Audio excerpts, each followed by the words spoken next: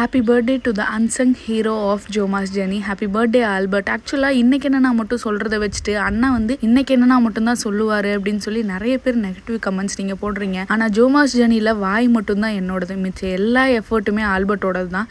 என்றைக்குமே ஸ்க்ரீனுக்கு பின்னாடி அமைதியாக நின்னும் எடிட்டிங்கும் அப்லோடிங்கும் கமெண்ட்ஸ் மேனேஜ் பண்ணுறதும் அத்தனையும் பண்ணி இந்த சேனலை கொண்டு வந்ததே ஆல்பர்ட் தான்.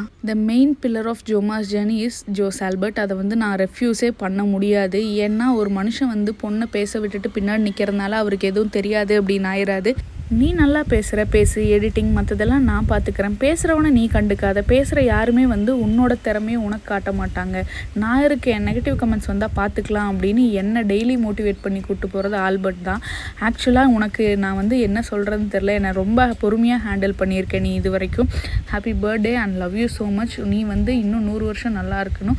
அண்ட் நீ நினச்ச ஹைட்டுக்கு போகிறக்கு நானும் வியானும் என்றைக்குமே உனக்கு பக்கபலமாக இருப்போம். Happy birthday and love you lots.